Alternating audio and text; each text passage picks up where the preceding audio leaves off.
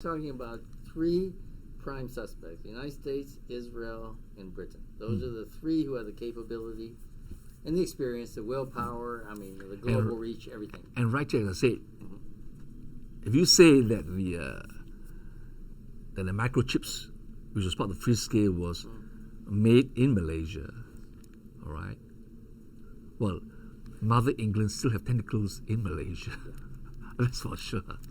And anyone who underestimates Mother England, all right, is a fool. And I use the term Mother England not because I'm trying to be derogatory of Britain. No, because during the colonial times, okay, when they were controlling Malaysia, you know how they brainwashed Malaysians? Let me tell you, every day in school, the first thing before you enter the classroom, in a school assembly, all right, we have to recite this Britannia rules the wave, this little poem. I can't remember the full of all the words. I still remember this little bit, that Mother England, land of the free, how shall we extol thee? All right, it's ingrained in that generation. Okay. This is your government too. You're talking about. They went to these schools, these private schools. Everyone. Everybody. To today. Still. The rich, the elite of this country sends to Mother England, the private schools, rather the public schools, right? Harrow, Eton, and what have you. All right. So to discount Mother England is dangerous. It's dangerous. Keep them on the list when we look. To be fair to the others, the up and comers. To me, I think we should focus on the three. Yeah, the three. Okay. All right, So the three mosquitoes. Okay, if the plane then was taken, let's say, Diego Garcia, another place. There's not too many places with long enough landing field. And then you say that everything found in the South Indian Ocean, the flotsam and jetsam, nothing significant, no traces. The pings were very far apart and they're fading. In other words, we're coming up empty in the South Indian Ocean, and yet the stories persist of something happened to Diego Garcia. Do you think the passengers and crew are still alive and held somewhere? Okay, can I just backtrack a bit? I want to backtrack a bit, right? I've studied your articles. I don't think we can discount the scenario that it landed in Diego Garcia for whatever reason. Okay, of course, US issued a statement denying. Yes. Okay, but I want to go to another scenario first. In that, okay,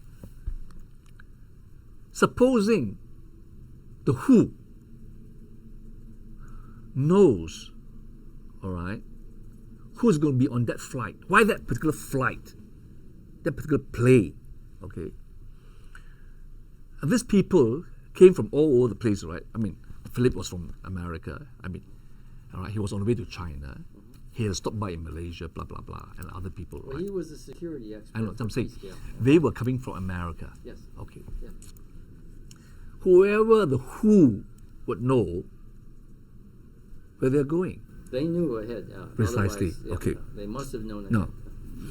So for a moment, let's stop for a while and put aside free scale. Okay. If the plane is going to Beijing, why turn back? There's other ways to stop that product or that technology or the technicians, so to speak, within the code. I'm not trying to insult them, but for want of a better term, right, in this interview. Well, they're programmers, designers. Okay. Programmers, designers. If they want to stop them from going to China, there's 1,001 ways. They could have done it in America. So why allow them to come to Malaysia, do their thing, embark on MH370, take off, right? And then at the critical moment, that juncture of the three airspace, when one is closed off, MH, good night MH, go to contact Vietnam, and within the hearing range of Singapore, very close to Singapore, okay, it turns back. Yeah. All right. So I would like to pose another scenario, okay, which is someone changed their mind. Well, there's no doubt about that.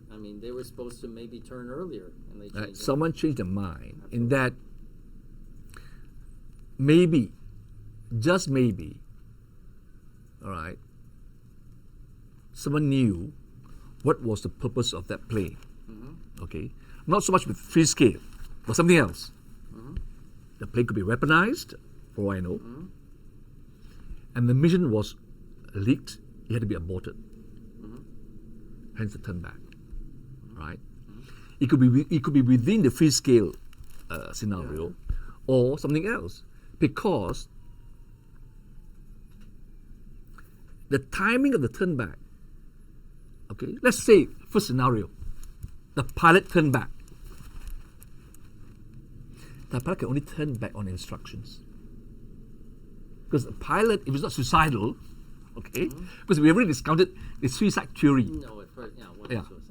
So if he turned back, it must be for some reason, assuming he turned back on his own free will, assuming he must have turned back on instructions, because the pilot is trained that if the plane is threatened, Sure. there'll be communications to the cockpit to say turn back, assuming first scenario. And if he did not turn back on his own volition, he had no control of the plane, then the plane was turned back, then it raises another question. How was he immobilized? All right? I'm not so worried about the passengers, because on those flights to China, upon takeoff, I think 80% go to sleep. Yeah, it's a late night flight. Yeah, And they it's a wanna midnight get flight. up, in the morning. Yeah, little some of them have a little meal, Yeah. but everyone go to sleep. Some will just watch the TV on the back seat, all right, and everybody go to sleep. And you're flying backwards to darkness, not flying forward to morning. So if anyone is curious to lift up the panel, the window, the porthole, they will say it's still dark. Yes. So everyone would be in the dark. Yes. All right. So the cockpit, let's think about it. The cockpit, okay, they are immobilized for some reason. All right, and move backwards. Now, in the Boeing patent, besides remote control, they have also the capability to release a kind of tranquilizer gas that immobilizes everyone. Because if it's a hijack, you have to immobilize the hijacker for the remote to trigger in and for the plane to divert it. So even the crew can be immobilized. Sure. All right. Yeah, the hijacker presumably be in the cabin with the crew. Whatever, To their head. precisely. Yes. So in that system, I don't have the patent number off my head, I don't have it, but I can give it to you later. If the plane was turned back after the immobilization of the crew and the passengers, all right, then again it further narrowed down who, because only certain people have that technology. With the access to this Boeing system. I mean, really serious. Now the other thing is if it's a prize, that system allows someone on board with a laptop to do that. Beside the satellite or the AWACS, there is a system whereby they can use the floppy disk, for want of a better term, right? Yeah. I don't know what the term they have, right? Basically, the software, They have the software, yeah. all right, that can be downloaded or controlled from the passengers. Yeah, you could do it probably on a smartphone today. Precisely. Okay. No problem. So, if it's not a hijack, Good point. someone in the plane could have done it beside the satellite or the AWACS. So, that would narrow down, as I said, the who. Now, whether it goes to the Maldives, as someone said, they flew past Maldives and then down south to Diego Garcia, I would not be able to say for sure, because I lack the capabilities of research. But from your paper, you're very confident that they're there. All right? And then obviously, we have to ask a big question. What happened to the passengers? Now, of course, it wouldn't surprise me at all. They are what we call collateral damage. I mean, everywhere in the world, when the drones hit Pakistan, thousands have been killed, no one bats an eyelid. Americanism protests, the people died under drone attack, no one screamed war crimes. Okay? It's like this. Well, there was Daily a lot news. There was a lot of collateral damage in Precisely. 9/11. Precisely. London bombing, Precisely. collateral damage. So, Then the next thing comes in will be, okay, assuming the plane landed in the island of Diego Garcia, they still have to find a way to get to the plane and the passenger subsequently. All right? Subsequently. Either have the plane ditched somewhere else later, because we were talking about 30 days, right?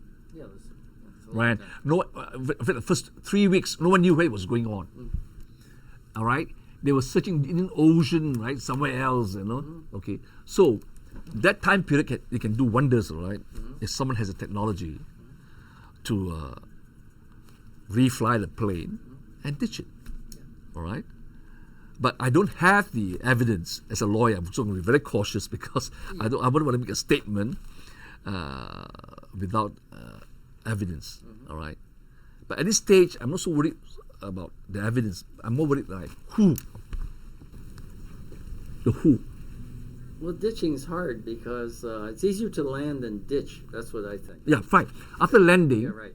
Then you can tear it apart. And then yeah, and you of can course hide it, you can either hide it.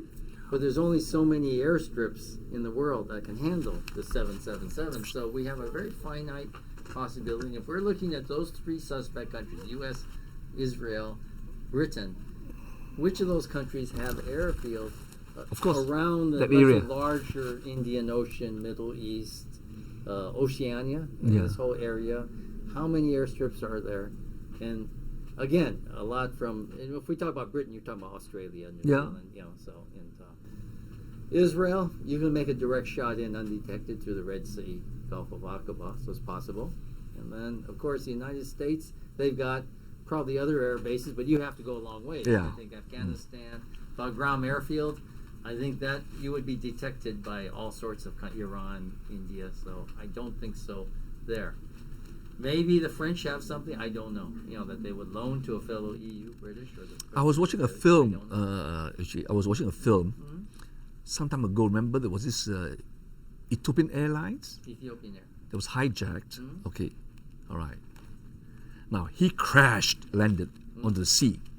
Okay, and the plane broke in 3 pieces, and there were debris. Yeah. Okay. So, if for any reason, as some say that the plane was ditched into the sea, let's say that spot in South China Sea, there would have been debris. Absolutely. All right. I mean, it's not possible that nothing, zilk, nothing. All right. And there's satellites up there. They can see Well, you said there's naval exercises going on. yeah, and they can, 50 cents coin. They can see, right? And they can't find even a debris. Because, I mean, you're talking about the fuselage, the wings, the tails. Yeah. All right? These are huge things, right? All right? Even the direct impact, all right? It may not be to 1,000 pieces, No. but big chunks. Big pieces. All right? Nothing. Nothing. Flotation stuff coming out of the fuselage, all these things that float. People. So I think we have to be very patient, I think, and see. I use the term as a lawyer when I do investigation, we have to peel the onion, layer by layer. Because sometimes what is apparent to the eye or to the first perception may not be the truth. Because in situation like that, there's so many diversionary strategies and tactics, right, to avoid the focus. You know what I mean? No, Like this, like the 19 Arabs. I mean, they were alleged to hijack the plane,